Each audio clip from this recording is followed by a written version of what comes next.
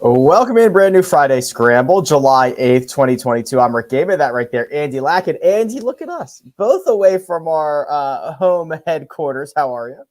I'm great. I had no idea that. Weren't you just east a couple weeks ago for the US Open? I'm a world traveler, baby. Yeah, so we have a wedding this weekend. So Okay.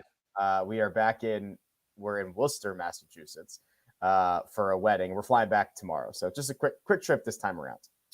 Okay. So is the wedding Friday? Is the wedding tonight then? Tonight. Okay. Yeah. Okay. Family or It's friends? one of Armina's. I think, can raise your hand, Armina. Can she? There she is. Look, Armina on the ones and twos from the background. There she is. It's her. It's one of her friends. So we made the trip for it. Okay. Exciting. Well, congratulations to Mina's friend. And I wish him or her. Her. Her. Okay. Yes. Her the best of luck this afternoon. Okay. Beautiful wedding ceremony, I'm sure, in our future here. But in our present, the Scottish Open is starting to look like a Scottish Open, Andy. I just love this, love this style of golf. It's just so much different than what we see on a regular basis. A real true Scottish Open is breaking out right now. Yeah. And I'm very surprised because you look at kind of the early weather forecast throughout the week and say, oh, looks like there could be some wind, but it doesn't look to be brutal by any means. And I think it just kind of is credence for us to, know heading into next week how quickly things can change in terms of the weather in Scotland. Like for a weather forecast in the United States, for something on Thursday, you can get a pretty good sense of what the weather's going to be like on a Monday or Tuesday, right? It's not going to change that much. And in Scotland, I think it's a lot more of a mixed bag. So I have been pleasantly surprised as well at, I guess, the carnage, we'll say, right? A lot of really good players missing the cut. Yeah, I mean, you start scrolling down the leaderboard. Morikawa is out. Zalatoris is out. Scotty Scheffler, barring some miracle, will not be playing the weekend. Victor Hovland, same thing. I mean, it's kind of a blow. Hideki didn't sniff the cut line at any point this week. JT 73, 77. I mean, it's pretty tough out there. So does that some of the guys that missed the cut this week, how much does that sound your panic meter heading into the Open? Because, I've already started digging into the Open, and there is a lot of fair and valid trends.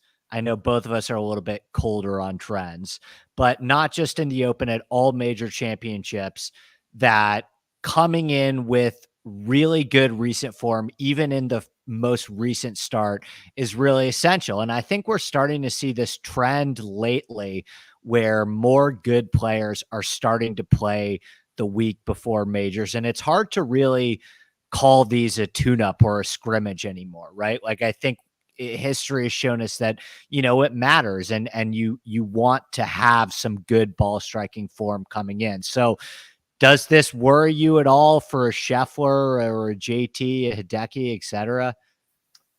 Probably not. I think I am more worried, though, that, this style of golf that's being played this week being so different than the style of golf that we see often, and it's one that's going to be similar to what we're going to get next week. That kind of concerns me more than just, hey, they missed the cut the week before. So if in my normal opinion is like, I'm like a 2 out of 10 concerned when a guy misses a cut before a major, I'm like a 4 out of 10 concerned because of the situation that we have this time around. I still don't think it's like overly critical, but I'm more worried about missing the cut at the Scottish going to the Open Championship.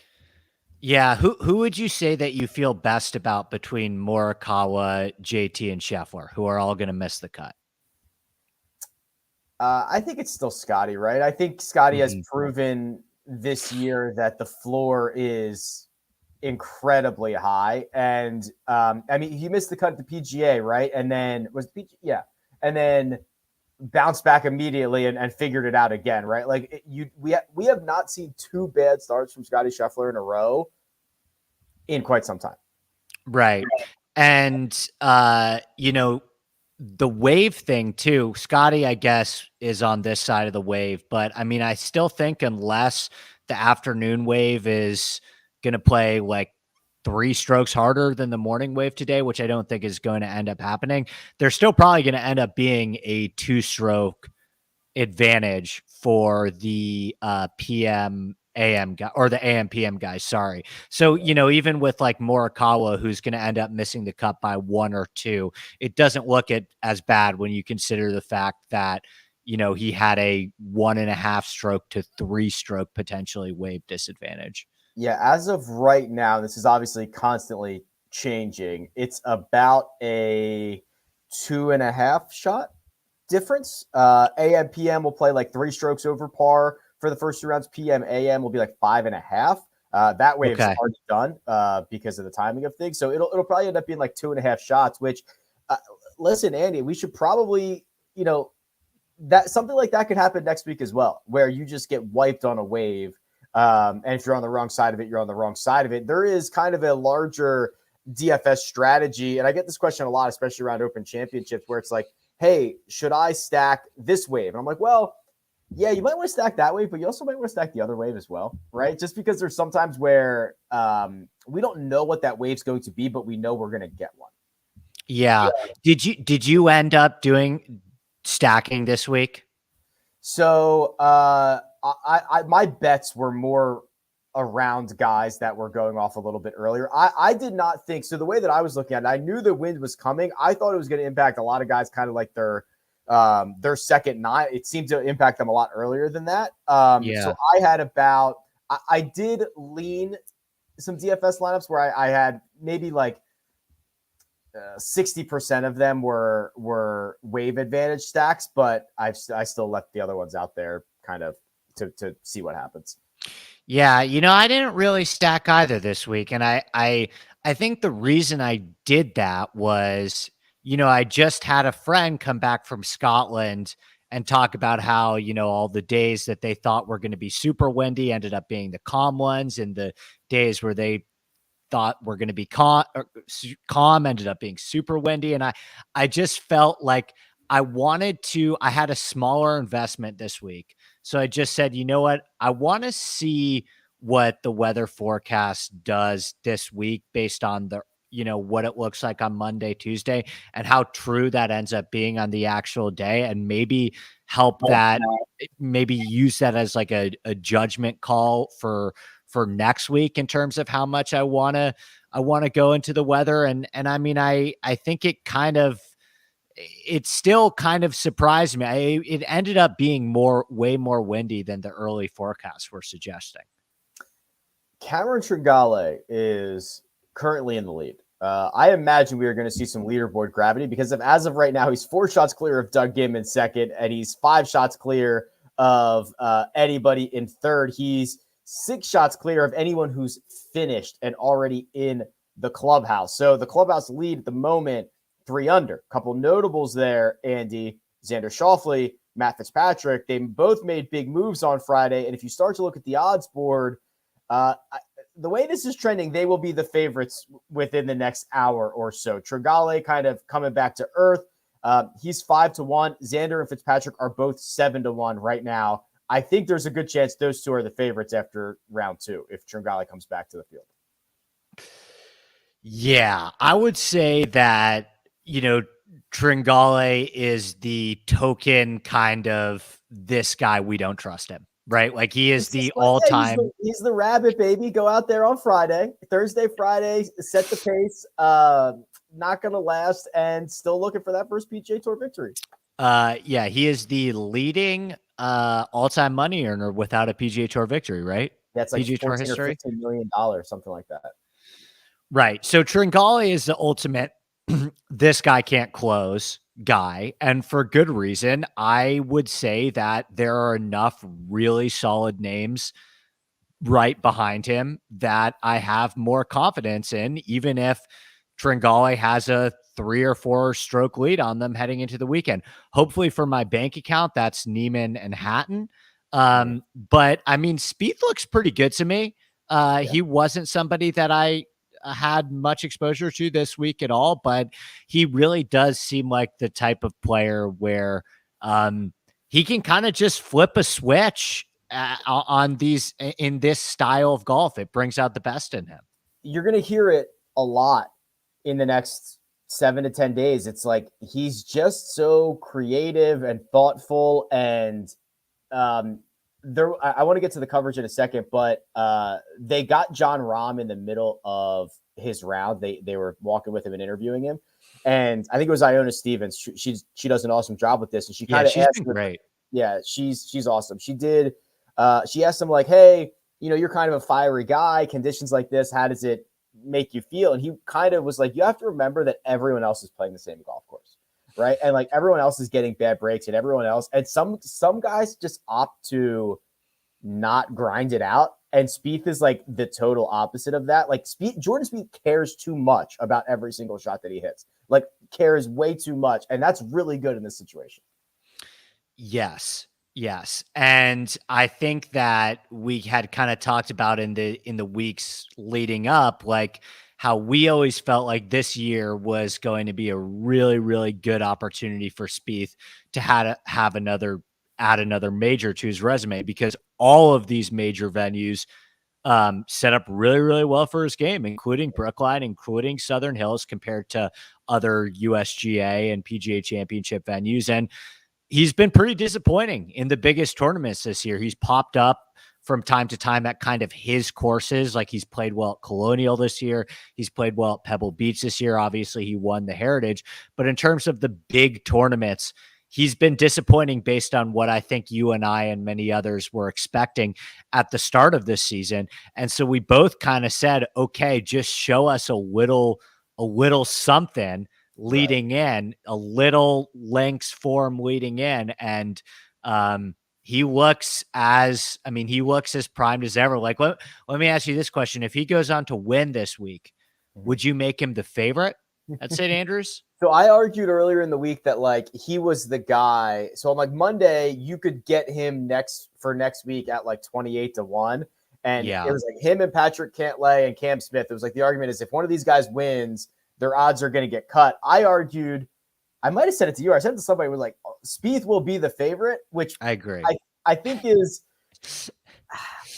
probably an exaggeration. Like John Rahm and Scottie Scheffler will probably still be the favorites, but with the public money that comes in on Spieth, I would be not surprised at all if some book said, here's Jordan at 12 and he's a favorite or co-favorite.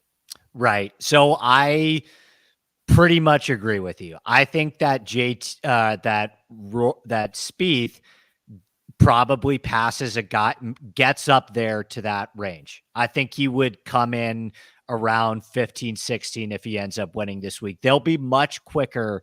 Like if Cam Smith wins this week, I still think he'll probably be like in the 18 range. Mm-hmm. But if Spieth wins this week, they'll cut him down in half. I still think that the Rory train is going to start revving up again pretty soon once we get to the week of. I mean, did you see the pictures of him with Tiger at Ballybunion where I'm going to be in a month? The best. Yeah. And when you compare major championship resumes this year, Spieth went missed cut at Augusta National, like a T30, couple of T30s or something like that. Yeah, a couple of T30s, yeah.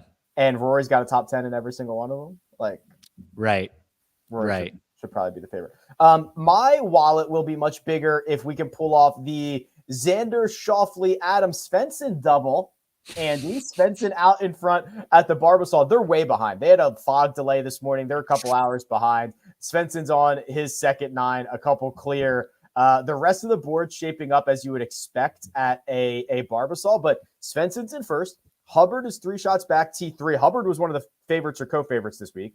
Yannick Paul, who we talked about, I think, a couple of weeks ago, back from our Outlaw Tour days, is T3. So we got some bullets out there for some good stories and some guys that can make us some cash. Yeah, I think it's funny how I always at the last minute cheekily suggest that we should add the alternate event into our one and done. I find that funny, Andy. And then I have Sven and Goddard people were losing it over him, right? He was like 40% in some DraftKings contests, huh? Yeah, he is currently almost DFL. Now he still has a round. He has not teed off yet. He's not teeing off until, I mean, they got pushed back so far. 4:22 p.m. Local time. So it'll be a while. So he could, I mean, he's going to need a miracle to make this cut. He's going to have to shoot like a 62 or something. But yeah, not a very good opening round when you are near the top of the betting board. Who'd you have one and done for Scottish?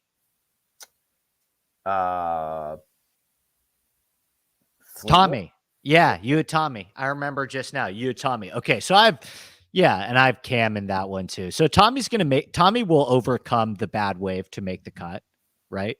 Yes, he is in at 2 over T53. We are almost certainly going to get a 3 over cut. It's not there yet, but it will be there shortly. And right. Stay there. Yeah. Right. And I mean, most guys still have a full back 9-ish to play, right? Yeah, Spieth is on 13 right now. Yeah. So it seems pretty set in stone. Okay. I've a lot more I want to talk about. We don't have props available because they have not been, because round 2 is underway. Everyone's out on the golf course. We have not gotten round 3 props, but I just want to talk about real quick general strategy for the weekend after what we've seen for the first 2 days here. So we will talk quickly on props, and we'll do it after these words. Andy Lack is not only the co-host of The Scramble, but also produces his own show, the Inside Golf Podcast. It's available twice a week, focusing on course breakdowns, DFS, and betting strategies for every PGA Tour event. Admittedly, I was drawn to Andy for his data-driven approach, which you'll find on his Sunday shows as he breaks down the field. But I'm even more impressed by his passion for course architecture, which offers a different perspective of our great game. Mix those together with insightful and humorous guests who don't take themselves too seriously, and you've got a recipe for a great podcast. Follow Inside Golf Pod on Twitter and download Inside Golf wherever you download podcasts. Okay, Andy. So we are indeed presented by PrizePicks. Now, with the overseas nature of this event, there is currently no golf prop available, but there will be round 3 props out soon. So looking ahead to Saturday, I was a fool's errand of looking at the weather forecast. I think it's going to be pretty similar to what we got here on Friday. Maybe the winds are not nearly as strong, couple miles an hour lighter, but are you expecting kind of the same scoring, maybe an average of, let's call it like 2.5 over par, something, 2 strokes, 2.5 strokes over par for the rest of the way? Yeah, I am. I think maybe some of the players that, after the cut, usually you weed out some of the guys that just don't have it that week. So maybe it goes down a little bit, but I have no reason to believe that, I don't think they're getting any rain tonight or tomorrow morning. So as the course continues to firm up and the wind stays pretty steady, yeah, I think it'd be pretty tough. It's going to be interesting to see. I'm going to monitor. Maybe I'll tweet something or both of us will tonight to see if they have anything out. But I'd be curious to see if PrizePicks is going to catch up with some of the weather stuff, because they don't always do the best job at that always. They don't. I would be quite worried about some of the birdie props that will be available. You look at this, there's outside of, I think Matt Fitzpatrick made 6 birdies on Friday during his second round. There are not a ton of birdies out there. So I'm really interested to see what those lines look like, especially because, as we know, afternoon tee times are always more difficult because of foot traffic, and generally winds start to stiffen in the afternoon. I want to see what birdie lines they drop, because they could have them too high. I worry. I don't worry. I think it would be great, but I worry for PrizePicks. Right. And I wonder if they put out the birdie matchups that they had been doing, because they kind of took a week off from it this week too, right? Or did they come out late? You know what? I was on a plane. I didn't see it. So I didn't see it either when I last checked. I don't think I checked again like Wednesday night or something like that. But yeah, I would probably be monitoring like the overs in scoring and the unders and birdies. That's right. There's only how many holes are playing under par right now? Three? Four of them. But 13 is like a hair under par. So, I mean, number 3 is the only hole that's like I would describe as gettable. Yeah, one of the par 5s is like 640 yards, right? I mean, there's not a lot of true birdie holes out here.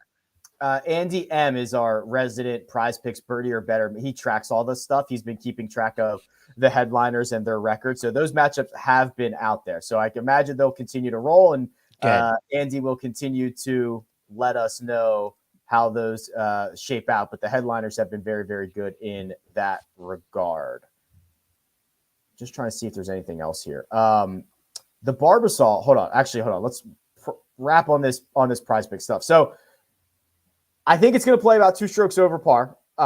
So depending on what those lines get set at, Andy, right? If lines come in at 70, you're asking a guy to gain 2 strokes to the field. You can go to RickRunGood.com, see how often every player in the field does that. There's still going to be plenty of opportunities once we try to figure out. Like, once you can establish what the scoring average could be, the rest of it just becomes a math problem.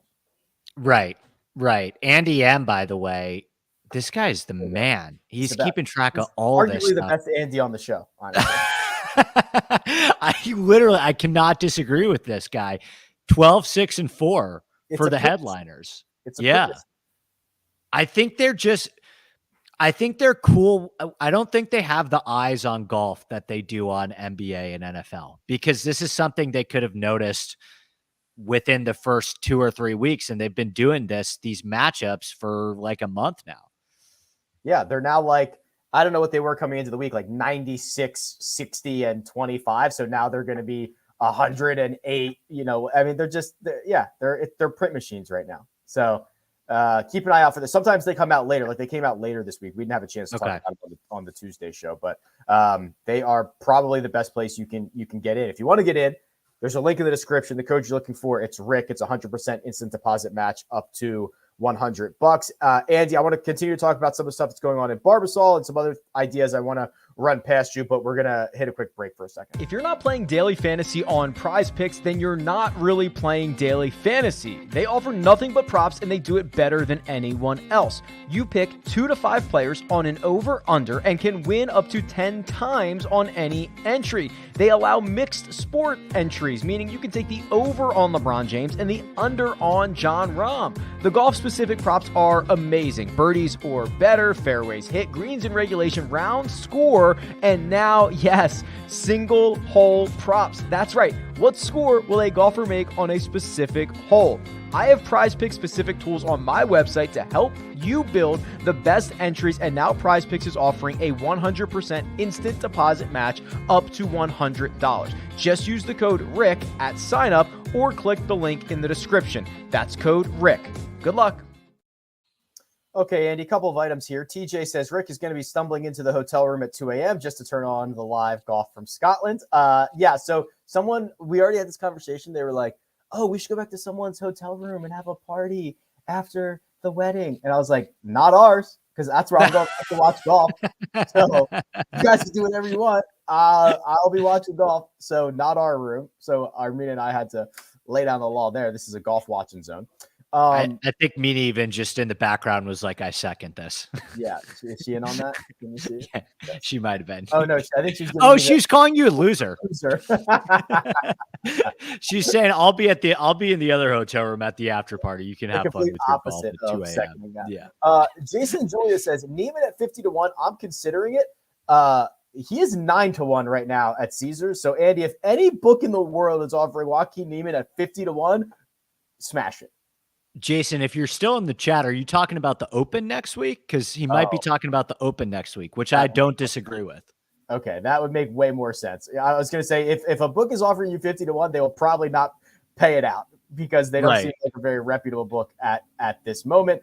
And then finally, there's a question here from Chris, which is kind of more of a macro question. Are the OWGR rankings valid a year from now if there are 8 to 10 guys that everyone knows should be ranked in the top 40 to 50 but aren't due to political infighting within golf? So I'm assuming what Chris is talking about is all the live guys, right? So that's like trying to bring a little more live talk into our Friday mornings. That's your Brooks, your Brysons, maybe your Taylor Gooches, those guys that I think we all would agree are top 40, 50 players. If they're ranked 300th in the world, are the OWGR points? Is the OWGR a valid way to rank golfers? Complicated question, but I think yes, given the fact that the live tournaments are not meeting any of the requirements for what would pertain to a real golf tournament, which is there needs to be, or a real golf tour, which there needs to be a minimum of certain tournaments a year. There needs to be a minimum, I think, to be recognized as a real golf tournament. Don't you need 72 holes? Which is a problem that Live has right now. I'm under the impression that the majority of your events, if not all of them, need to be 72 holes with a cut. Now, the PGA Tour and other places get away with that because only a few of their events do not have cuts. The other thing is, and so the OWG, they don't like tell you what the qualification system is, but I've spoken to a couple people who are very knowledgeable about, and they've been a part of applying for tours to the OWGR in the past.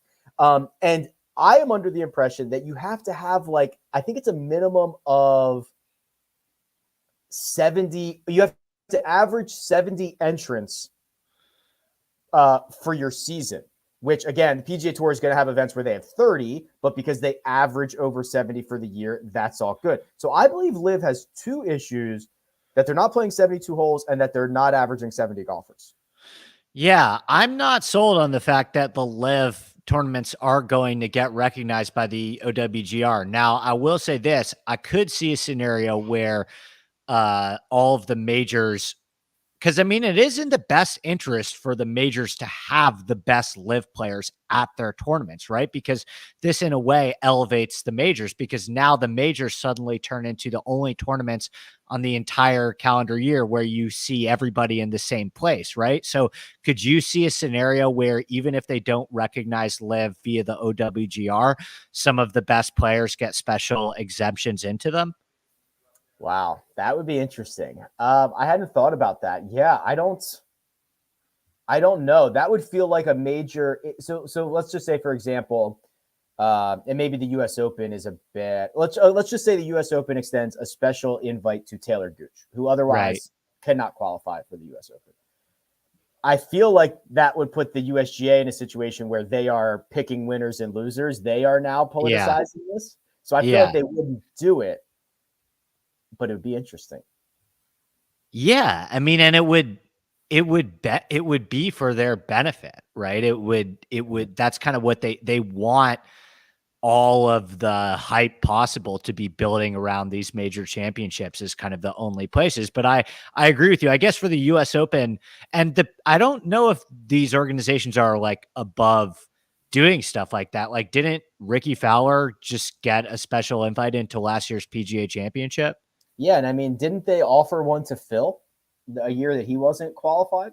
And I don't think he accepted it, but yeah, I mean, it would not be that crazy, I suppose. Right. Now, of course, for the US Open, the live guys could hypothetically go through local qualifying and try and qualify for the US Open the same way that you and I would try and qualify for the US Open, or they could also play Asian tour events to try and have their official world golf ranking not crater. But of course, the irony is that it kind of goes against their whole thesis statement of wanting to play less golf. I think to answer Chris's question, just on face value, if there are 5 golfers that us golf fans agree are top 50 players in the world, and they are not being ranked as such, and they're ranked egregiously worse than that, 300, 400, 500, then like that is not a good look for the OWGR. It's not. Right. Now, I don't know if they will care or if it matters or if that figures itself out and we end up getting, our perception of these golfers change. But I think in general, if your entire system is designed to rank the best golfers in the world, and there are guys that are probably the best golfers in the world that are being misranked, I believe that's a bad look.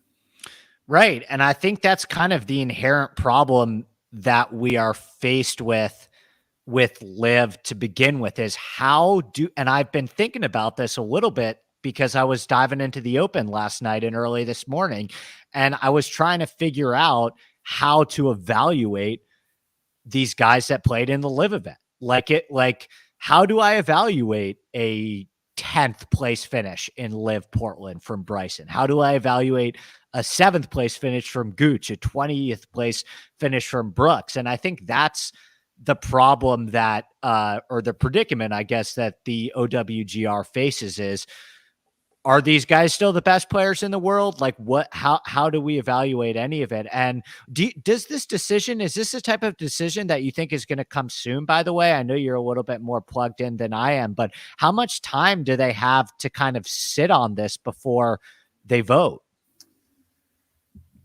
I would not be surprised if they sat on it for a year. Really? Yep. And that kind of just solves a lot of their, because remember, there's 7 members of the OWGR board. 2 of them are Jay Monahan and Keith Pelley. Right. Yeah. So there is not a ton of incentive to ram this through. The only concern I would have if I were the PGA Tour is that the PGA Tour got them to expedite adding, I want to say PGA Tour China or PGA Tour Latin America or whatever that application was. The PGA Tour got them to expedite that, which sets a precedent for expedition. Right. But I do not think it is going to be resolved anytime soon. Now that we're kind of already down this rabbit hole, what did you think of the Rory comments? I think a lot of people were saying, oh, he's backtracking now.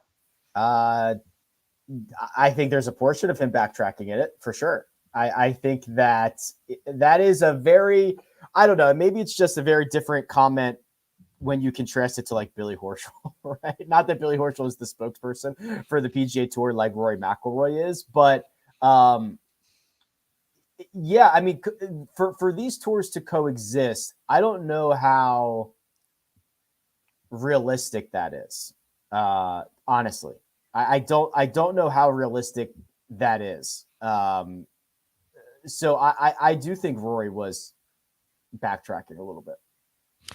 Yeah, I think what Rory is doing at least a little bit is he's probably just reading the room a little bit and realizing that, hey, I've been pretty steady in my fealty to the PGA Tour, but it doesn't seem like too many others have. Outside of Rahm and JT, and Homa did a great interview where he seemed pretty firm in his stance, but like you haven't gotten really, really firm stances from a lot of other players. So I think Rory is probably looking at this whole situation and thinking like, man, how do I want to look? I have the potential to look stupid here if I'm the only one left standing. And now I don't think that is going to happen. I don't think it will ever be a position where he'll be the only one left standing. But I do, as you have talked about, as we've heard rumblings about a bunch, I do think the landscape is going to look a little bit different after the Tour Championship, right? And that may have some of the world's best players feeling a little bit different in August. Yeah, for sure. So we'll obviously keep an eye on that. They're not playing again until the end of the month, the Live guys, and we're going to have an Open Championship before then, and there could be some moves along the way. A quick update, they have bad weather at the Barbasol. They're pulling golfers off the course. I'm not going to dive into the full weather forecast, Andy, but I imagine if they're going to get rain, some of these guys who have not teed off yet, who are going to get prime scoring conditions when these things get back, whether it is I don't know, Grayson Sigg or Doc Redman or Kevin Streelman or Tom Lewis, who are like kind of in the mix and are the opportunity to get really, really good conditions for a lot of their holes, I'd go look at their live numbers. Yeah, absolutely. I mean, this is fog. No, it was fog this morning. Okay. Which pushed them back multiple hours. And now right. I believe it is lightning. That is getting them off the golf course. Okay. But I don't know if there is rain along with it. Right. And the rain hypothetically would soften the course up, which Correct. the Lightning wouldn't do. Yeah. Correct. All right. We'll keep an eye on that. Last thing before we get out of here. We kind of already covered it, but have we learned anything from this week for next week? Right? Is it some guys play better when their ball's on the ground? Some guys don't like the options. Some guys can't handle the unfairness. There is an inherent unfairness to this style of golf, right? Whether it's the wind draw, whether it's the weather draw, or whether it's like you could hit so many great shots that are not rewarded, and you could hit horrible shots that end up in better positions than they should. Yeah, I love it. This is how golf was intended to be played. Rub of the green. Yeah, to me, I think that St. Andrews has some stuff in common with the Renaissance Club. I think there is some more nuance to it. I don't think it's a perfect comparison, but yeah, I think one thing you want to be looking at is some of the players that seem overly frustrated in these conditions, right? Like a Rahm, for example, seems to be very frustrated with a lot of the bounces and the rub of the green that he's getting. But I in totality, like not a ton, because I'm still not sold that we're going to get this type of win at St. Andrews next week. Yeah. Fair enough.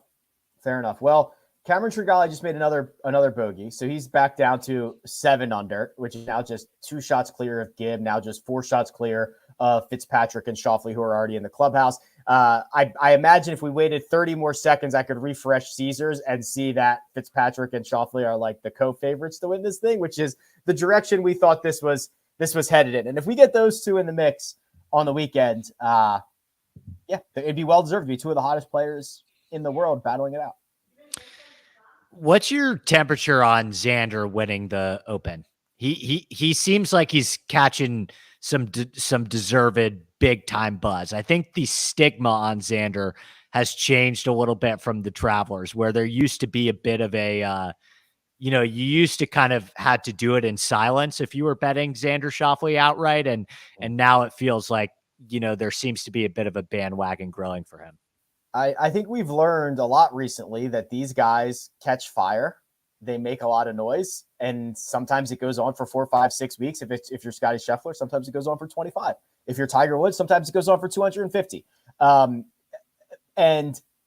Xander's he's in a moment right now, and he's on one, and it's really hard to deny. And I think there were a couple of quotes. I don't want to read too much into it because he's kind of a soft-spoken guy. He doesn't make any major proclamations, but I think he gains a little bit of confidence from beating a full field event with Travelers. You know what I mean? Like the only murmur that anyone has had negatively to say about him for the last 5 years is you can't win these events, and he just won one. So he's in a moment. Who do you think's more likely to win the Open, Xander or Matt Fitzpatrick? Oof.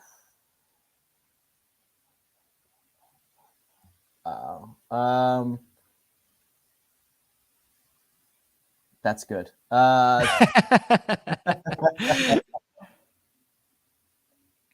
Xander? I think it's close. I think it's close too. Yeah, that's fair. That's fair. I mean, right? I mean, I can make a really great case for either one of them.